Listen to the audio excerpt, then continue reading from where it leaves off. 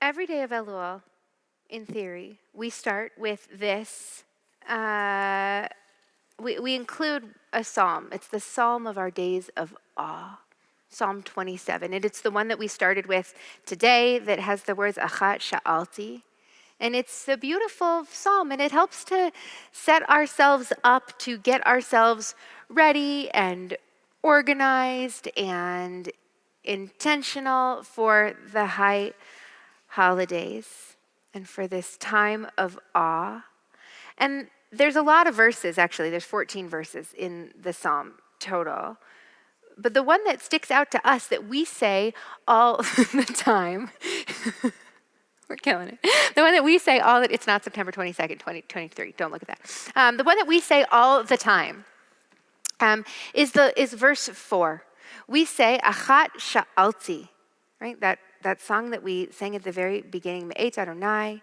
And what it means is, I have just one request of God. Achat, right? The number one, Achat, Sha'alti, one request I have for God, one thing I yearn for.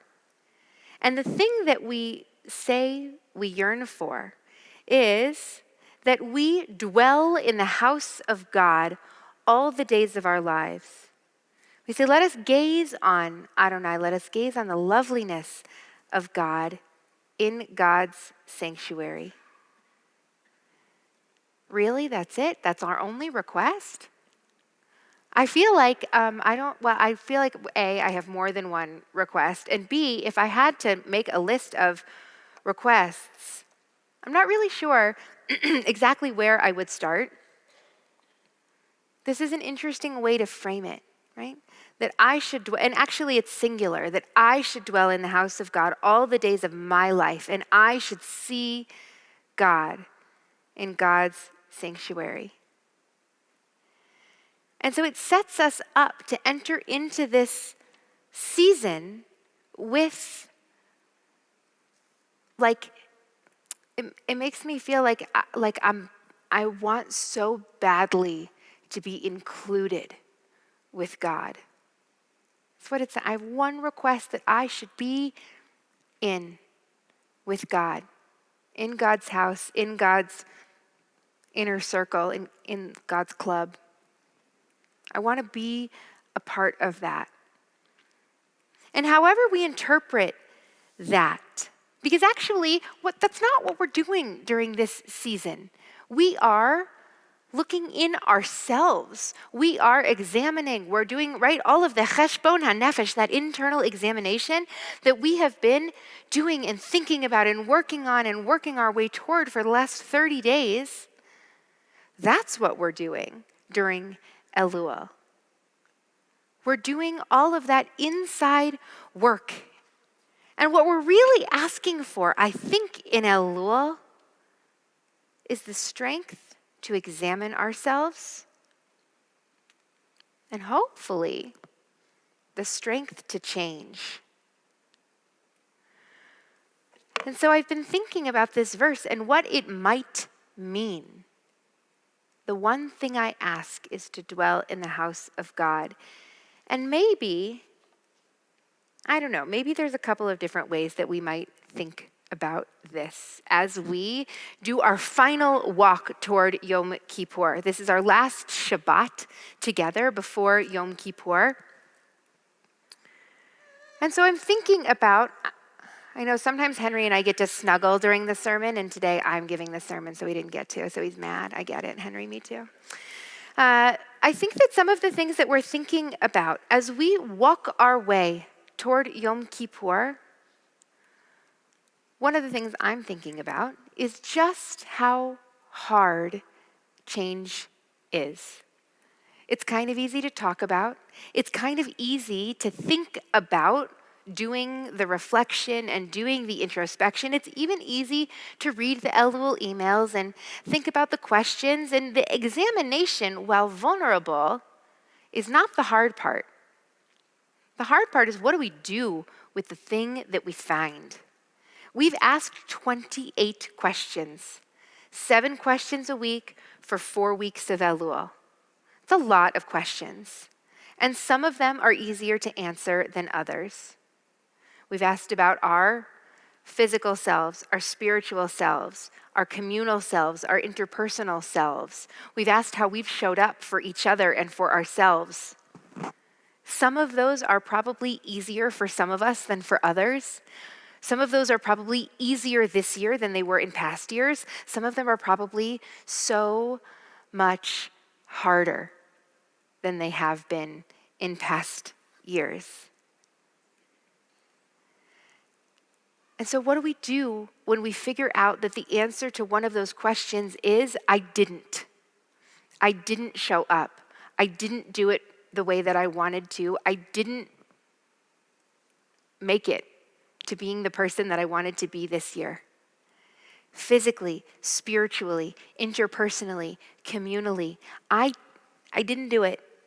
And maybe there's a good reason, and maybe there's not, and maybe honestly, we can't focus on 28 questions a year and do 28 kinds of self-improvement every year, because that seems unwieldy and overwhelming and probably impossible. But we know that when we get there the next year, we're going to have to, reckon with that truth, that there are places where we just didn't. And so if we look at the last verse of this psalm, of Psalm 27, of Achat Sha'alti, where we started, it uses this phrase that shows up a lot around this time of year. The phrase that it uses, it says, look to God, be strong and have courage. Look to God. Chazak, in this case, ya'ametz. But you might recognize that, chazak ve'amatz. Be strong and have courage. We said it just a few moments ago in our prayer for our country. We said, chizku ve'imtzu. That's the plural version of it. Be strong and have courage. Chazak is strong. We say that one a lot. Amatz or ometz lev is a word for courage. Be strong and courageous. And so we're thinking, what do I do with all of this that I'm supposed to change, that I'm supposed to do, that I'm supposed to improve, that I'm supposed to examine? And the psalm ends by saying, it's okay. Be strong and have courage. One of my favorite things about this, though, is that you might have heard this verse translated, or that phrase in particular, translated differently. Sometimes it doesn't get translated as be strong and courageous. It gets translated as be strong and resolute. Be strong and resolute. Have you heard that one? And be strong and resolute is actually, I think, really different than be strong and courageous. And even in our copies of Torah, where we see this verse all the time and we translate it differently all the time, we sometimes see it talk about courage and we sometimes see it talk about being resolute.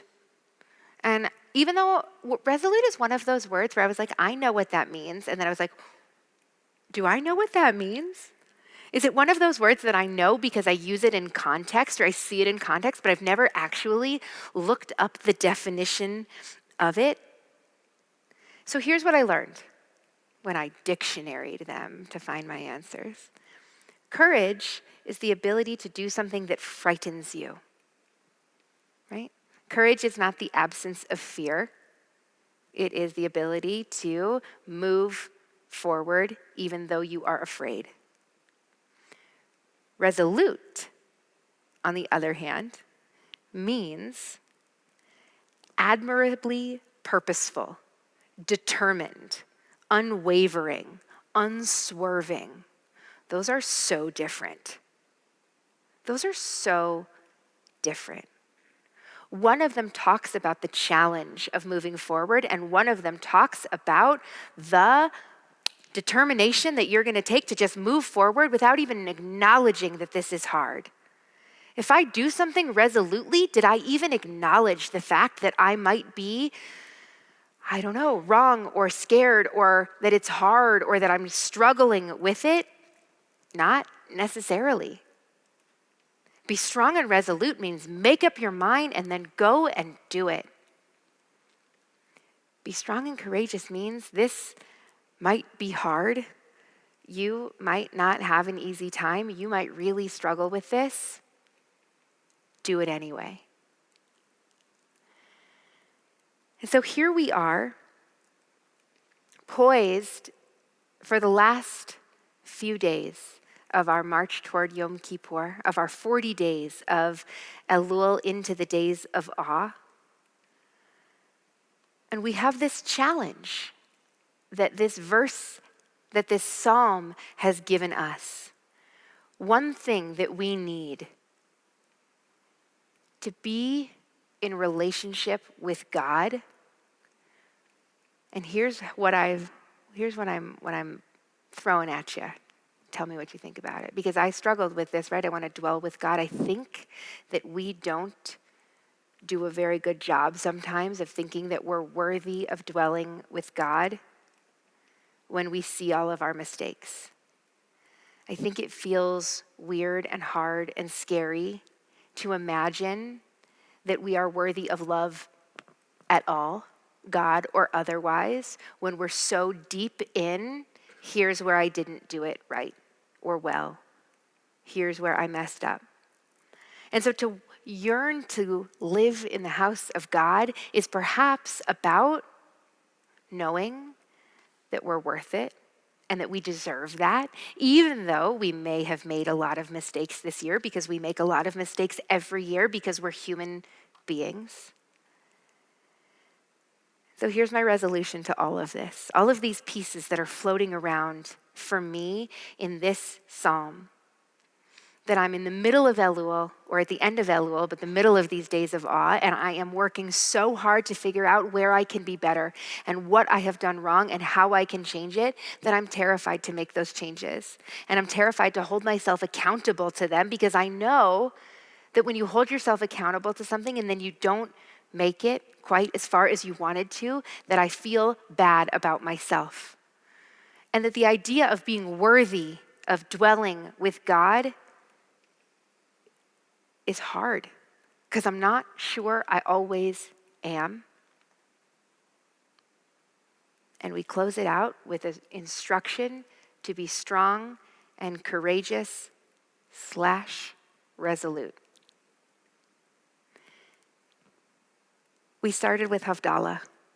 We made a separation between what was and what will be, between the holiness of Rosh Hashanah and between the holiness of Shabbat. But Havdalah is this very special service that we do, which asks us to be in our senses, right? To smell the spices and taste the wine and see and feel the heat and hear the sizzle and the prayers and the crackle of the fire.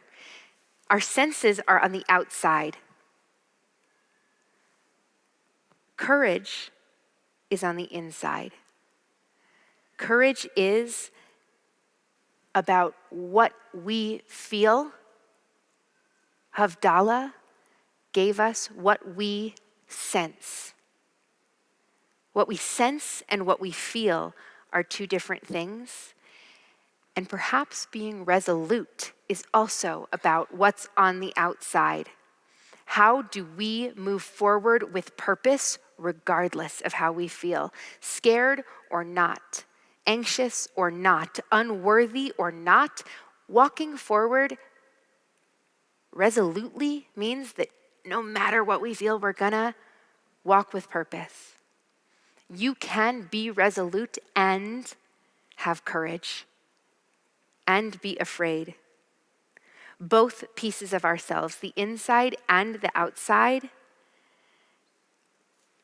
are needed to acknowledge holiness, to find meaning, to make change. So how do we do the one thing that we've been asking for the last 30 days, to dwell in the house of God, to know that we're worthy, and to know that worthiness is not perfection and that we still have work to do? Sometimes we're on the inside, where we feel all of the feelings and all of the failures and all of the moments of not enough. And then sometimes we're just able to be on the outside of ourselves, to take a deep breath and to know that no matter how we do this year, Whether you pick one of the 28 questions of Elul and maybe take one step forward this year, you're enough. You're enough for you. You're enough for us. You're enough for God and to dwell in God's house forever.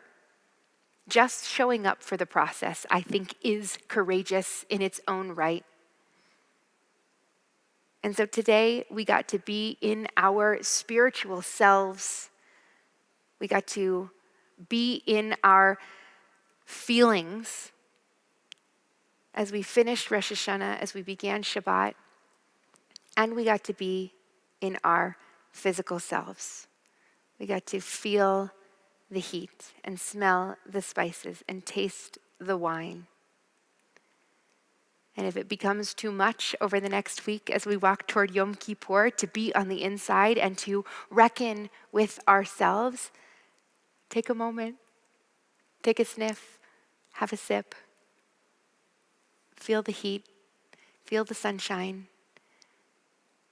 You're worthy to be in God's house, no matter what, no matter when, no matter who.